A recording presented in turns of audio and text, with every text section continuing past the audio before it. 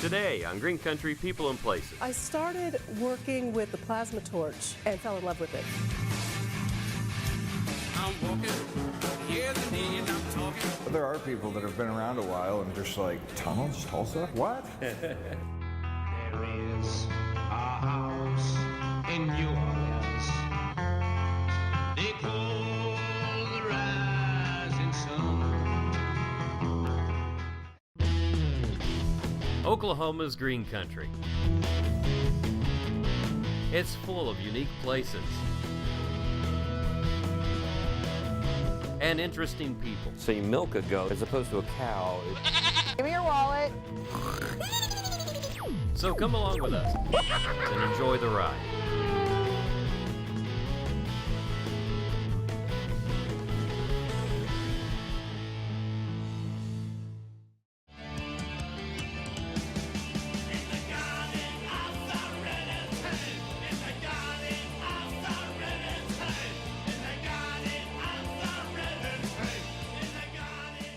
You are a fixture of Tulsa, and many, many years ago you started working with metal. Yes. So tell us how you wound up here. What started this? Well, I started working with the plasma torch back in I don't know when, 92, and fell in love with it. A plasma torch? Plasma torch, which is a an electrical generated machine that was developed to cut metal. It sounds cool. It's very cool. I'm going to show you how it works.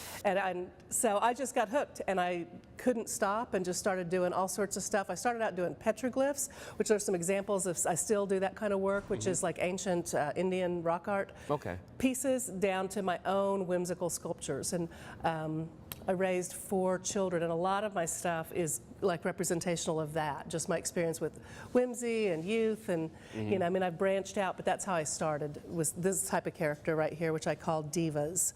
And Diva means happy spirit. It's a Sanskrit Indian word. So it doesn't mean uppity singer. It doesn't, yeah. It's not easy being green, having to spend each day the color of the leaves. And apparently now you're nationwide too. Yeah, oh yeah, yeah. Yeah, I've been selling internationally and nationally for a long time. So this piece is designed in the vein of petroglyphs and Native American rock art. It looks ancient. With my own, little spin on it. Yeah. And so this is kind of still, that's what I first started doing, and it still is one of my loves, is just having fun with symbols and space and, you know, real simple designs. So this is what? This is a sculptural fire pit for the backyard. So when you're burning, this will you can put all sorts of heavy duty wood in there and make a big fire. This is a stainless steel mesh. Well, and even if you can't start a fire, you put flame shapes in it to begin with. That's right, yeah, a few candles. And then I make the top so that when they're not burning, it looks like it's sculptural. But I love to make functional pieces. I make benches, chairs. This is another type of a fire pit that you can grill on. Oh, that's neat. Yeah, so. That is so cool. And this is This impressive. is a new series that I started, which is a bunch of spherical pieces, and this one is designed to really get going in the Oklahoma winds, maybe mesmerize your neighbors if it's really spinning. And this is another example of the spherical shapes I've been working with. So these are butterflies that I made, and they were painted by the Tulsa Girls Art School, which a friend of mine runs, and they are a fundraiser they're doing. So they're for sale. Child labor, huh? It's child labor, yeah. And they're awesome. You pay them well. Now, this is a lot different than your old place. You have a really large gallery Yeah, now, I didn't right? have that before, so that's one of the reasons I love this space. This is a 3,000 square foot gallery that I not only have my own work, but other, you know, variety of other local artists in here. Yes, you had to be a big shot, did you? You had to prove it to the crowd. You had to be a big shot, did you? All your friends were so knocked out. Wow, this is cool. This is actually automated. Yes, it's an automated CNC plasma torch that takes my designs and produces hundreds of them. Ain't technology neat? You used to have to draw these out by hand, then cut them by hand, That's right. every one of them. So what do? Build it in the computer? Yes, I do a drawing. The drawing's scanned into the computer. The computer generates some kind of a drive that talks to this machine. I don't know all the magic of it. I just hire people that do. Smart young people. These are actually a component to a photo frame that we make. Then once it's cut out, it looks like this. And that'll actually get cleaned and bent and welded to something else. It has about 4 more steps that it goes through before it's a finished product. So this is my new table. This and is it's neat. designed to support my back so that I don't have to lean over. It's the right. It's not the prettiest office desk I've ever seen. What's that word? Ergonomically? Oh, ergonomic. Ergonomically. So I'm just doing a real simple little squiggle here to show you. I work with soapstone. This is what a handheld plasma torch looks like. Ooh, that's neat. And that's about 5,000 degrees of heat coming out of it. So what's making the flame? It's compressed air and electricity. That's it? That's it. Wow, that's nice and clean. It is, well, yeah, the dirtiest part is the carbon steel. When it literally becomes plasma and liquefies, there's this smoke, which you'll see. But that's what this table does, is it pulls the smoke away from it. Okay. So,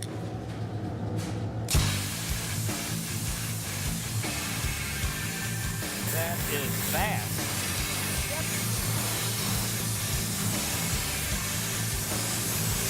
so this is pretty much the perfect tool for somebody with ADHD. You get like instant gratification. I can see why you want to do stuff by hand with this. It's like butter. I'll just clamp this down Uh-huh. and I'll turn this on.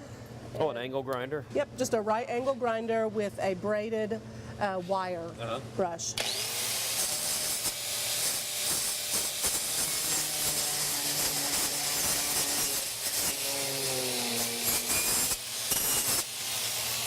So you can just see, this kind of really finishes the product. You can see the difference between this, where it's Yeah. got the burn on it, and Okay, and So boy, if I it's were nice to- and smooth too. yeah, it's nice and smooth. And so this would be whatever, I don't know what this is. You know, you'd roll it or bend it. And It's a garden add it to worm, some- yeah. It is a garden worm. Yeah.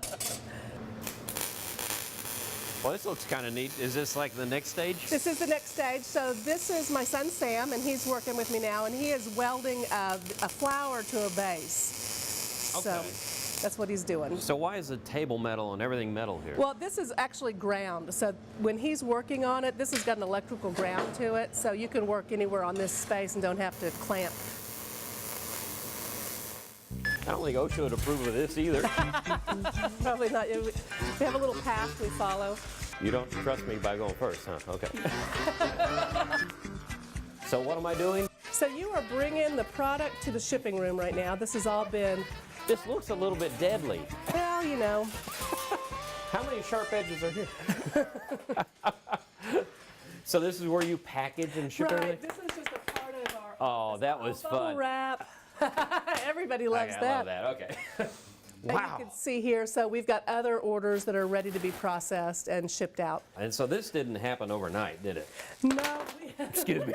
we just started doing really an intensive wholesale business about 2 years ago. Up until then, it was just somebody would meet me at a festival and say, do you sell to stores? And I would open them up and sell to them. But And you're back in the corner doing this all day long. Yes. And now you've got people helping you. You've Yeah, got yeah. CNC machines. Yeah. You have every single son indentured to you right now.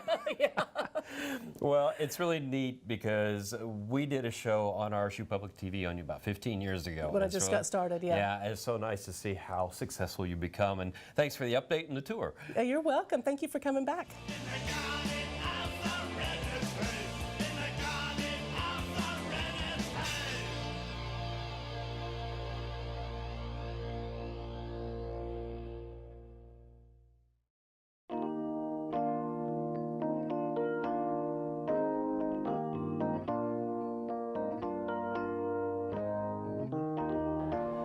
Downtown Tulsa has some of the most incredible Art Deco that many people have ever seen.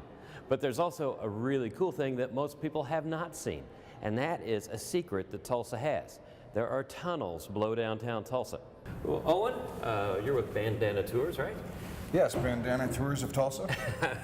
I appreciate it. You're going to take us around and show some of the highlights of the tunnels of Tulsa, and really this is kind of something that a lot of people who've been long-timers here know, but people maybe are new to Tulsa have no idea that they're here, right? Yes, the new population that moves in, as there's a lot of turnover for the population, doesn't know, and they find this an interesting attraction. I mean, there are people that have been around a while and just like, tunnels, Tulsa, what? So, Well, where do we start? take a look at this lobby and this ceiling here. It's a beautiful classic building. 1928 it was completed. It's Wade Phillips' first building. He built a second one to complement it across the street, the Philcade. And it's an old English Gothic revival style. These chandeliers were made in Sand Springs by the Empire Chandelier and Glass Company at $300 a piece. And that was the same price as a Model T Ford. So you get an idea of the scale of this building. It was $2.5 million at the time to build this building. So the ceiling's nice, but where are the tunnels? The tunnels are this way. Okay. Well, I'm bringing my handy-dandy little tunnel camcorders today, so we'll have fun with that. Awesome. Are these dark and dank, or what? This one is actually a real classic noir type Basement. tunnel. I'm walking, here's the need, I'm talking. But you and me, I'm hoping that you come back to me. Wade Phillips, when he moved into the Philcade across the street, 1936, he had his penthouse across the street at the top of the Philcade. Yeah. First air-conditioned building in Tulsa, and he got his office at the top of this building. Yeah. So, public enemies and such, for privacy, security, and convenience, he had this built. Oh, wow. This is one cool tunnel. Now, it goes, like you said, next door, but really people don't get to see this one too often, right? No, It's not it open. hasn't been. It used to be used by commuters even up to the 1980s, but it's owned by different people now. The building across the street, Yeah. and this one, so they don't like traffic going through it. It's also an issue of safety. Yeah. It's an old tunnel.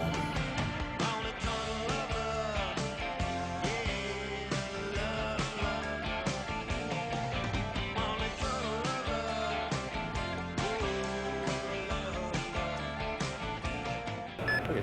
So this is the Atlas building. No, this is not the Atlas. Oh, this is not, oh. Now the cool thing about your tours too, it's not just underground because you get to see the beautiful architecture. And what building is this one? This is the Mid-Continent Tower, originally the Josh Cosden building, expanded upon by a company called Reading and Bates. Well, this is really cool though because It is. people it is don't realize how primarily- beautiful it is down here, do they? So some of the tunnels are pretty, aren't they? It doesn't look like one. This is actually, it's got a historical touch to it, a touch of grandeur.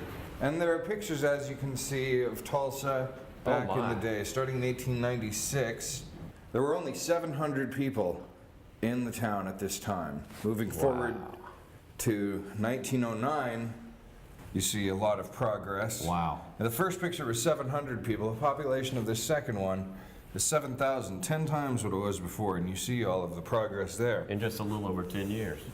So coming out of this tunnel, it's almost like a bit of a time change because we go back to the terrazzo floors and the brick walls and the older look. It's all one tunnel. The part Yeah. of it that we just left was added on in the 80s. And these were built in the 60s, connecting the 320 South Boston building to the Kennedy building and then to the auto garage out that way. Walk on by, walk on by, make believe. Neat. Head this way? Yes, sir. Pull. I got that part right this time. After you, sir. Still a very, chic tunnel. Yeah. There was one child that was very disappointed that we weren't calling through dark, cavernous areas with a lantern. And So there are actually businesses down here too. this is actually the Tulsa Foundation for Architecture, and Oh, neat. Because it's a nonprofit, and they have pieces from old, dilapidated buildings. Right here, this is a shame. You can see the Ritz Theater, which had these Romanesque statues on the inside. They had a war bond show during World War II. And it's quite a shame, really, because it's a parking garage now. At the bottom of it, there's a Domino's. But they saved a few pieces here. You know, they just don't make them like they used to. I knew I was going to say that phrase at some point. Right now, we're walking underneath Boston Avenue. Wow. And if you stop, you cannot hear the sound of cars passing over you. Yeah. There's about 5 to 7 feet of concrete between us. Well, that's nice to know. Yes. We appreciate you giving us the nickel tour, which is basically the very short abbreviated tour. Sure. The people who come out and take the tour with you, it takes over an hour, right? It takes an hour. I go over a lot of times. Yeah. I'm a history buff. Yeah. But the building we're in right now, speaking of buffs, Yeah. Everyone's a buff when they see this at the base of the 320 South Boston building. Holy cow. Yeah, this is a 50-ton vault right here. Is this a period piece? How long has the vault been here? Since 1927. That's where all the oil barons kept their piles and piles of cash. Walk on by. Stop. Walk on by. Stop. Now you really gotta go, so walk on by.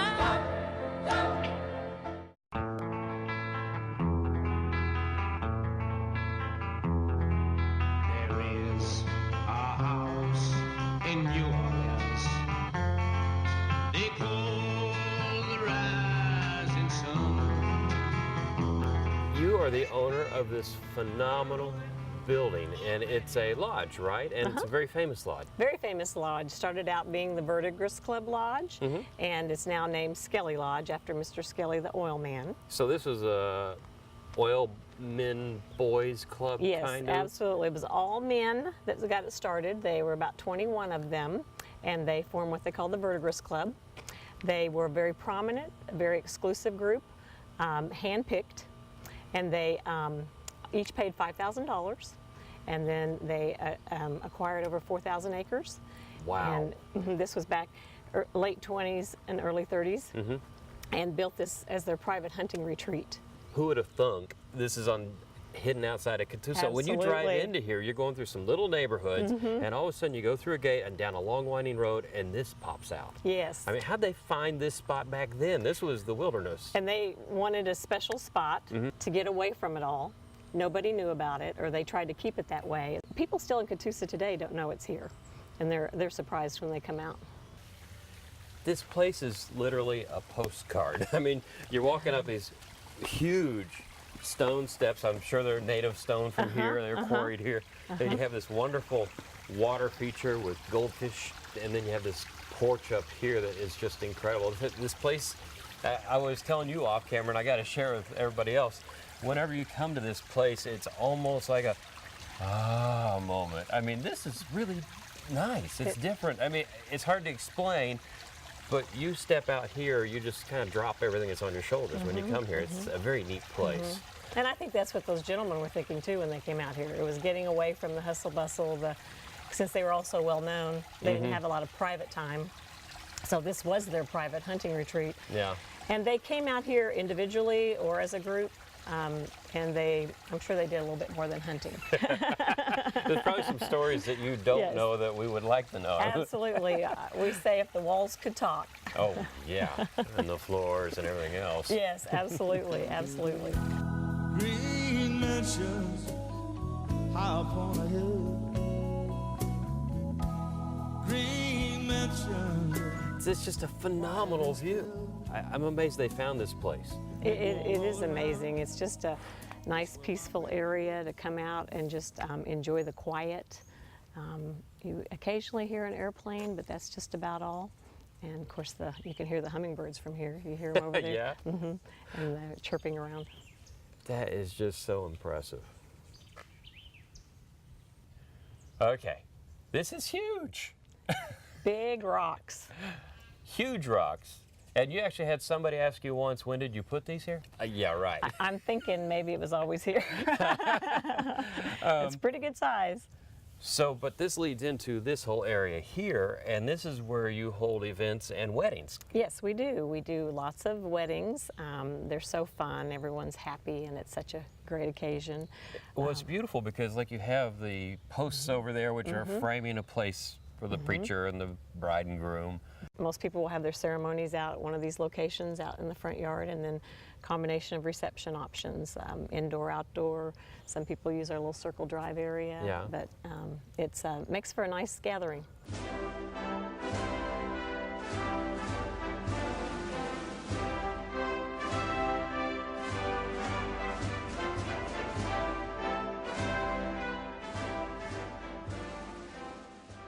So I can imagine back in the 30s, you walk in out of that great view, and then you're in the great room. This is really cool looking. Nice area. I do sit and kind of envision what was taking place at the time when they were here so long ago. Yeah. You know, there was a lot of activities going on, a lot of interesting discussion. The fireplace over here is impressive. And it's wonderful wintertime fireplace. The atmosphere, and it's so cozy. For this big room, it kind of brings the ambiance to it. Right, and the woodwork I noticed too, all the built-ins are very nice. I don't know if they're all period, but it still is a beautiful look. The building itself is original as far as, you know, like you said, the walls paneling, the terrazzo tile floor. Oh, the terrazzo is really neat. I mean, this is like stuff that you put in commercial buildings. It is like the strongest floor you can make. And I'm told that this building was built as a commercial building. Really? They built it strong enough, you know, that type of material and those specifications to be a commercial building. So this is the grand dining area, which is not huge, but it's still, Right, again, it's right. very nice. And your brother actually bought this in 2000 from an auction, a bankruptcy, right? Correct, that's correct. And then he pretty much did all the decorating, brought in Right. the furniture and things like that. He did a really nice job. And he and my mother certainly was instrumental in it as well, as far as the decor and the decorating. It turned out pretty nice. Some of this stuff is so ornate, it's incredible. It's a beautiful piece, isn't Yeah. it? And one really neat thing you said, though, the chandeliers are original. They are. So I like this beer keg style. Actually, I believe those might have been for gunpowder. For real? Whoa. I Yeah. hope they cleaned them out well before they added the electricity. Now, this little area is, We call it the butler's kitchen, an area for when people have their reunions or their weddings. They can use it for we have warming drawers, freezer drawers, of course, the coffee pot, set up Okay. that type thing. And so you've modernized this side a little bit. To make it Okay. a little easier for caterers to use, a little bit more user-friendly. And then this is the Whoa. main part of the kitchen. Wow, yeah, I mean, you've really updated in here. Now, a lot of this was done, I believe this was done by the previous owner in the 90s. A lot of the updating was done then. The butler's kitchen was added later. Well, and I like the tiny little refrigerator you Yes. have, but you have to have that when you have, 100 people here, right? Yes. Green mansions, I can hear the mockingbird. Why singing in a melancholy wood? So now we get to go into a little bit of the history of the place because the second floor is where everybody stayed. Correct. We have 8 bedrooms upstairs. 7 of them share 2 hall baths because it was an old hunting retreat. And so they didn't each have their bathroom like they might these days. This is very nice. This had to be the bee's knees. We have 5 king-size bedrooms, Wow. 2 queen-size, and then right here on the right we have the room we use for the bride's dressing room, and it has a trundle bed. It still sleeps 2 for our overnight guests. Yeah. And I like this, but it gives them lots of room to get ready, the beautiful view, and peacefulness of preparing for their special wedding day. I like this room, but there's just way too many mirrors. Try this one out over here. And only if it warps and is a fun house mirror. Right. I don't look any better. So I can imagine that you have all the guests here in the 30s, and then you come out here to have your cigars and your drink. This is where all the power deals are probably done. I bet there were a few for certain, because they were quite an influential group of men that were involved out here. They were very instrumental in starting Tulsa. Tulsa doubled in population from 1910 to 1920, doubled in population again from 1920 to 1930, and this was the oil boom from the early 1900s when they discovered oil in the area. Mr. Skelly is actually called Mr. Tulsa. Yeah. Because he started so many different things. I know, Skelly Stadium that used to be named Skelly Stadium at Right. TU. Right. Skelly Building. He's done a lot of Skelly stuff. Drive. Skelly Drive. There's Yeah. schools that are Skelly, and he was also instrumental in starting the Tulsa Airport. Wow. He and 47 other men funded it, and then after it was built in 1930, Tulsa, the city of Tulsa, then purchased it from them. He was pretty involved in aviation. Even the Spartan School of Aeronautics, he was involved in getting that started. And with all that power and stuff happening here, this building is now registered as... On the National Historic Registry. That is so cool. It And is. We're real happy about that. Excited. I really appreciate the fact that I'm sure our viewers do too, that you have done such great work in preserving this place. Well, thank you. We enjoy keeping it up and making it available for the public to come and see. Green mansion